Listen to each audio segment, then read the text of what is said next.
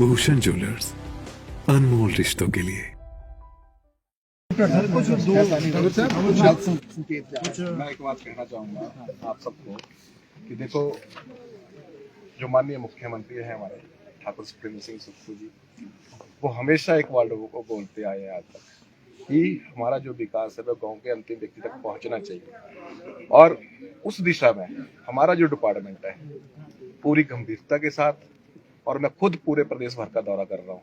आप खुद देख रहे हैं कि मैं पूरे प्रदेश का दौरा कर रहा हूँ। कल से मेरे हमीरपुर जिले का दौरा है, तो मेरे हमीरपुर जिले के जितने भी यहाँ पर आए हुए हैं वो भी सारे हमारे नेतागण जो कॉर्डियली इन्वाइटेड हैं।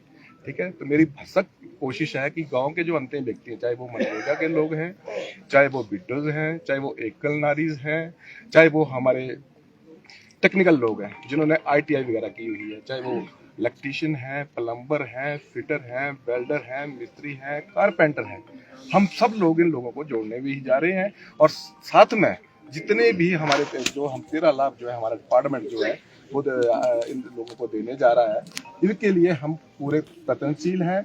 और अतिशीघ्र जो भी आपकी ये डिमांड्स हैं इनको पूरा करने के लिए हमारी तरफ से भरसक प्रयास होगा। और आने वाले दिनों के अंदर आप देखेंगे कि ये जो आपकी डिमांड है आने वाले दिनों के अंदर हम पूरी तरह से इनको कर देंगे। कंवर साहब, आपने पहले भी आपने यही बातें बोली थी और वही बातें वहीं की वहीं कायम खड़ी नहीं। उसमें ऐसा है कि देखो ना, किसी चीज के प्रोसेस के लिए थोड़ा सा वक्त तो लगता है।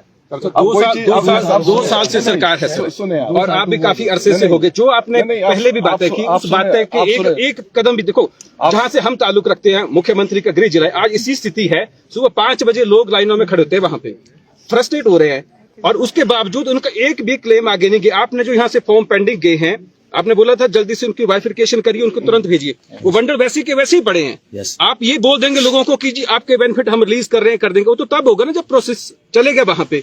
अब आपने जो उनको वेरिफिकेशन के लिए कोई भी काम के लिए बोला है। मैं कुछ एक चीजें आपको बताना चाह रहा हूँ, क्योंकि जो भारत सरकार की गाइडलाइंस है वो भी हमें आई है। ठीक है, उसमें KYC के लिए भी हमें बार बार बोला जा रहा है कि आप जो है KYC करवाएं ताकि डिपार्टमेंट के अंदर जो वो पारदर्शिता आए, और पारदर्शिता लाना भी जरूरी है ना।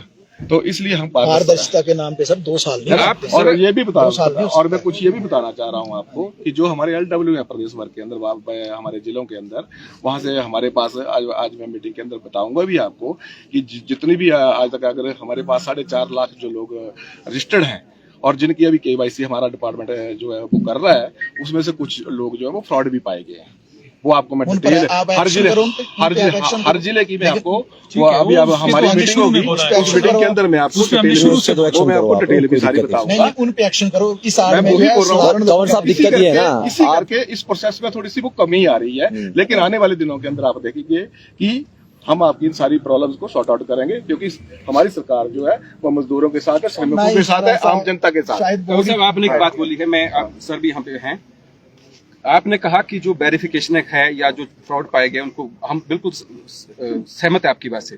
पर कल जो आपका प्रोग्राम है हमीरपुर में 3 दिन का, आपने पंचायतों में जो लिस्टें जारी की हैं, उन वार्डों जो वर्कर जिनको कल सामान बंटेगा आपके द्वारा, ना उनकी वेरिफिकेशन की गई, और हम उनको पर्सनली बहुत से लोगों को जानते हैं, ना तो वो यहाँ पे रहते हैं और कल बेनिफिट का लेने के लिए आएंगे। आप 2 पैमाने कैसे रख सकते हैं कि जो स्कॉलरशिप का या जो शादी का फॉर्म है उस मजदूर के लिए वेरिफिकेशन है, पर जो सामान देना है, क्योंकि आप वहां पे प्रोग्राम कर रहे हैं बोर्ड का, इसीलिए उनके लिए वेरिफिकेशन की है नहीं है ना। अब 2 पैमाने कैसे रख सकते हैं? जो सामान हम कल हमीरपुर जिले के दौरे के दौरान देंगे 3 कंसोर्शियम के अंदर, उसमें हमने अपने LW को कहा है कि जिनको सामान हम देने जा रहे हैं उनकी KYC होना जो है वो जरूरी है, और उनको आप चिन्हित कर लें, क्योंकि जब वो कल लोग आएंगे तो साथ में वो अपने फॉर्म भी लेके आएंगे, तो उसमें सुनिश्चित हो जाएगा कि वाकई में ही जो है जो वर्कर सामान लेने आ रहा है कि वाकई में ही ये नीडफुल है या नीडफुल नहीं है। जो आपने पंचायतों में लिस्टें दी है ना सर, वो जो पंचायतों में आपने लिस्टें दी हैं उसमें ना तो उनका KYC है और ना ही उनकी वेरिफिकेशन है। वो कल साथ हो जाएगी, हो जाएगी सर। 500 लोगों को कहाँ हो पाएगा? 2 लोग हैं आपके। हमारा सबमिशन क्या है, जो इसमें भी हमने लिखा है, जो आपने पहले भी जो सर भी बोल रहे हैं कि टारगेट किया आपने 50%, 50 नहीं, कंवर साहब 25 तो हो जाना चाहिए। बिल्कुल होना। हम 100% आपके सहमत हैं, कम से कम 25 भी अगर हो जाता उसमें से भी तो देखो जो- 25 हो जाता, देखिए हाँ। आप 25 अगर हो जाता तो लोगों का इतना गुस्सा नहीं होता। अगर उसमें 5% की भी अगर प्रोग्रेस नहीं है देन चिंता उसमें- करें, वो उसमें तो भी आपकी मतलब कि नहीं, आपके नहीं, बोर्ड आप के ऊपर बिल्कुल ठीक बोल रहे आएगा। हैं। मैंने खुद बोला था कि 31 दिसंबर तक जो है हम लोग जो है 50% कर देंगे, लेकिन उसमें हुआ क्या है, जो हमारे पास आई है ना, ठीक है, उसमें 16,000 समथिंग लोगों की आई है, और उसमें जो है जो नीचे से आई है उसमें उन्होंने और जो गलतियां जो आप बहुत नहीं, सारी नहीं, जो आप कर भी रहे हैं ना, गलतियां भी और क्या वापस नहीं भेजे, नहीं, इस बार नहीं भेजे सर, वापस। सर, सुन नहीं भेजेंगे। सुन लीजिए सर, उसमें- नहीं नहीं एक मिनट राजेश, मैं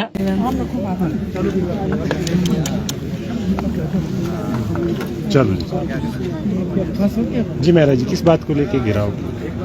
देखिए, हिमाचल प्रदेश निर्माण मजदूर और मनरेगा फेडरेशन जो से संबंधित है, उसकी ओर से आज ये जो हमारा श्रमिक कल्याण बोर्ड है हिमाचल प्रदेश के अंदर, उसकी जो बैठक चल रही है, अभी शुरू होने वाली है, उसके अधिकारियों का घेराव हमने किया है। जो चेयरमैन है, सचिव है और दूसरे आला अधिकारी जो इसके अंदर काम करते हैं। क्यों किया है?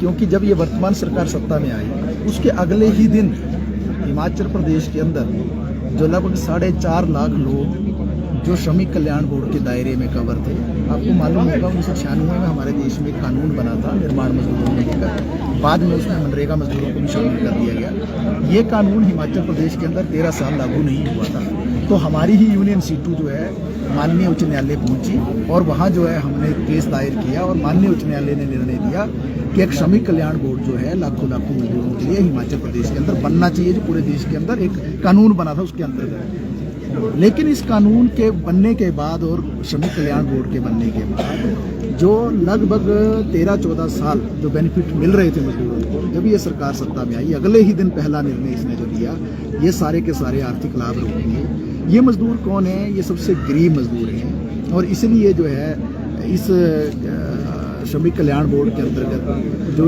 मजदूर रजिस्टर्ड होता है, पंजीकृत होता है, उसके बच्चों के लिए स्कॉलरशिप का प्रावधान है। अगर उसके घर में बीमारी हो जाए उसके लिए मेडिकल सुविधा का प्रावधान है, किसी की मृत्यु हो जाए तो मृत्यु के लिए राशि का प्रावधान है। इसके साथ साथ बहुत सारे अन्य प्रावधान हैं, जिसमें पेंशन का भी प्रावधान है, दूसरे भी प्रावधान है। ये सारे प्रावधान जो है पिछले 2 साल से रुके पड़े हैं और मजदूर काफ़ी परेशानी में है। लगभग 1 लाख मजदूर तो ऐसा सीधा सीधा जिसको कोई बेनिफिट नहीं मिल रहा है, और मीटिंग पर मीटिंग होती है, हर मीटिंग में चर्चा होती है, लेकिन मीटिंग के बाद कोई निचोड़ नहीं निकलता है, कोई उसका हल नहीं निकलता है, जिसके कारण जो है मजदूर काफ़ी दिक्कत में। इसलिए आज आक्रोश था मजदूरों में, गुस्सा था, और आज ये जो बैठक परी महल में शुरू होने वाली है, उसके पहले ही एक निर्णय लिया था सीटू की यूनियन ने कि हम अधिकारियों का घेराव करेंगे, और इसीलिए अधिकारियों का घेराव किया है। हम सीधे रूप में ये कहना चाहते हैं कि जो पंजीकरण की प्रक्रिया उसको सरल किया जाना चाहिए, जो ऑलरेडी पंजीकृत मजदूर हैं उनके आर्थिक लाभ जो बहाल किए जाने चाहिए, जो केवाईसी का मुद्दा आ रहा है उसका सरलीकरण होना चाहिए, और जो बहुत सारी कॉम्प्लेक्सिटीज पैदा कर दी गई है, बहुत सारा कठिन बना दिया गया है प्रोसेस को, उसका सरलीकरण होना चाहिए।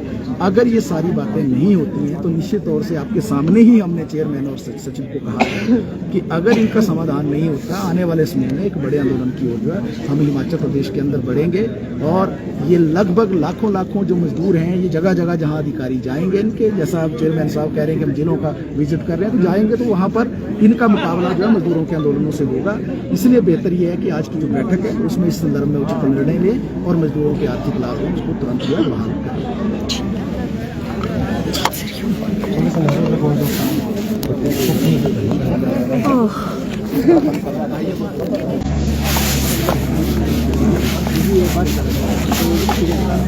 रेडी? हाँ जी। जी, सबसे पहले आपका परिचय जानना चाहेंगे। मैं भूपेंद्र सिंह हूँ और मनरेगा और निर्माण मजदूर फेडरेशन जो सीटू से संबंधित है उसका राज्य का महासचिव हूँ और राज्य श्रमिक कल्याण बोर्ड का भी मेंबर हूँ।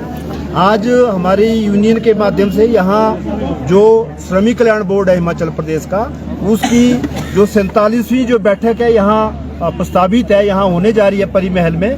यहाँ आके हमने जो बोर्ड के अध्यक्ष हैं और उसके जो सचिव हैं, जो मुख्य कार्यकारी अधिकारी हैं, उनका एक तरह से घेराव किया, उनको एक मांग पत्र सौंपा।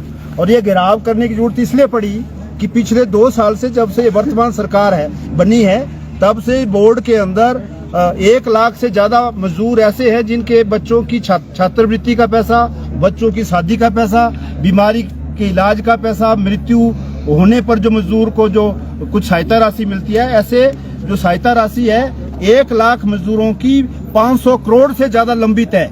और बड़े दुख की बात है कि बार बार 2 साल से जब से बोर्ड बना है, आज उसकी 7वीं मीटिंग हम अटेंड करने जा रहे हैं, मगर बार बार मुद्दा मीटिंग में उठाने से निर्णय होने के बाद भी वो लागू नहीं हो रहा है। इसलिए मजबूरन आज हमारी जो यूनियन है, जो राज्यव्यापी यूनियन है, उसने ये निर्णय लिया था कि आज मीटिंग के बाहर प्रदर्शन किया जाएगा, बोर्ड के अध्यक्ष और सचिव का घेराव किया जाएगा, जो किया। और उन्होंने अभी आश्वासन दिया है कि वो 31 मार्च तक जितने 1 लाख मजदूर जो अभी जिनका वित्तीय लाभ पेंडिंग पड़े हैं, उसका 50% जारी करेंगे। तो आज मैं फिर से इस मीडिया वाइट के माध्यम से ये भी सरकार को भी और बोर्ड के जो अध्यक्ष हैं, अधिकारी हैं, सचिव हैं, उनको आगाह करना चाहता हूं कि अगर ये मजदूरों की गैर कानूनी तरीके से रोकी गई जो सहायता राशि है, ये अगले 31 मार्च तक, जैसा उन्होंने कहा यहाँ, और अभी बोर्ड की मीटिंग भी हो रही है अंदर, उसमें भी मुद्दा उठाया जाएगा। तो आने वाले समय में जो CITU है, जो मजदूर संगठन है हमारा निर्माण मजदूरों का, ये बहुत बड़ा जो आंदोलन है फिर विधानसभा के बाहर जो है वो मार्च के अंदर करेगा, विधानसभा सत्र के माध्यम से, और सरकार की ये जो मजदूर विरोधी नीतियां हैं इनको उजागर करेगा, इनका पर्दाफाश करेगा। धन्यवाद।